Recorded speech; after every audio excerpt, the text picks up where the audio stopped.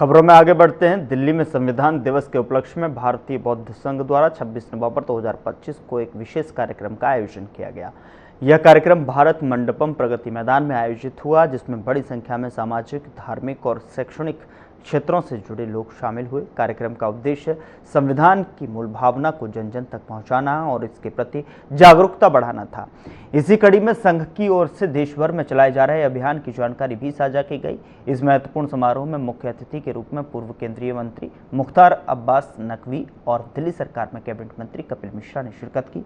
दोनों अतिथियों ने संविधान की महत्ता पर प्रकाश डाला। भारतीय बौद्ध संघ के राष्ट्रीय अध्यक्ष भंते डॉक्टर संघप्रिय राहुल ने उपस्थित लोगों का स्वागत करते हुए बताया कि संविधान दिवस सिर्फ एक औपचारिक कार्यक्रम नहीं बल्कि देश की आत्मा का उत्सव है।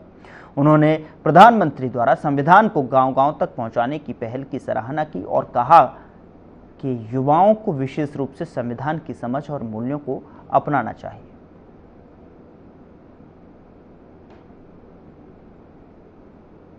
निहित है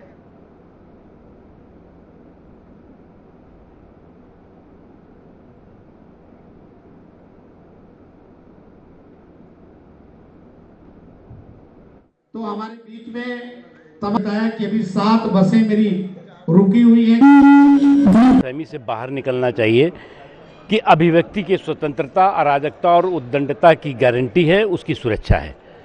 और जो लोग जो है वो लोकतांत्रिक मूल्यों, मर्यादाओं और संवैधानिक मूल्यों, मर्यादाओं को अराजकता और उद्दंडता के जरिए जो है वो बंधक बनाने की कोशिश कर रहे हैं, वो कभी भी सफल नहीं होंगे।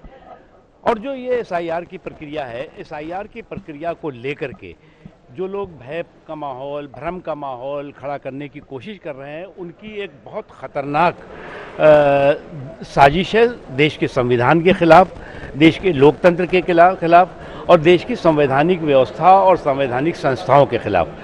और जो लोग इस काम में लगे हुए हैं, उनको एक बात समझना चाहिए कि इस तरह का उनका जो प्रयोग है वो बार बार पिट रहा है, बार बार उसको जो है पब्लिक परास्त कर रही है।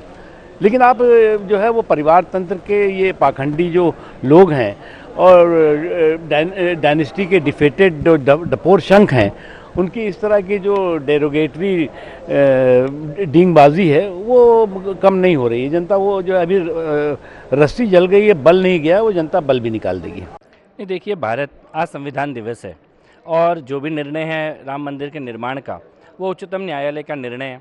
और मुझे लगता है कि कोई भी अगर इस निर्णय के खिलाफ बोलता है, इस निर्णय के विरोध करता है, तो मुझे लगता है कि कहीं ना कहीं वो भारत के संविधान का और बाबा साहब अम्बेडकर के सिद्धांतों का विरोध कर रहा है। और ममता बनर्जी हों या कोई भी और लोग हों, उनको इस बारे में गंभीरता से सोचना चाहिए कि वो संविधान के साथ खड़े हैं कि संविधान के खिलाफ खड़े हैं। देखिए, भारत के जो चुनाव है उसमें केवल भारत का नागरिक ही वोट डाले, ये संविधान की मूल भावना है। और मुझे लगता है कि इसमें जब कोई बांग्लादेशी आते हैं, घुसपैठिए आते हैं, रोहिंग्या आते हैं, वोटर बनके वोट डालने की कोशिश करते हैं घुसपैठिए, तो वो सबसे पहले हमारे देश के गरीबों का, दलितों का और आदिवासियों का हक छीनने का पाप करते हैं। और देश के गरीबों को, दलितों को, आदिवासियों को अगर पूरा हक दिलाना है, संसाधनों का हक दिलाना है, सत्ता का हक दिलाना है, तो घुसपैठियों को भारत की चुनावी प्रक्रिया से बाहर करना ही होगा। और SIR इसी दिशा में काम करने के लिए बनाया गया है। मतदाता जो सूची है उसके शुद्धिकरण का काम चुनाव आयोग कर रहा है। और जो लोग घुसपैठियों के वोट के आधार पर राजनीति करना चाहते हैं, केवल वो ही इसका विरोध करेंगे। भारत के प्रधानमंत्री जी ने और गृह मंत्री ने उनको जवाब दिया है। जो संविधान को लेकर के तरह तरह की नाटकें करते थे, संविधान को बदनाम करते थे, जिन्होंने 75 में इसी संविधान को रद्द करके इंदिरा गांधी ने हजारों RSS के जवानों को जेलों में भरा, उनके परपोते राहुल गांधी जी को बिहार के लोगों ने मुकालबा करके और जवाब दिया कि तुम संविधान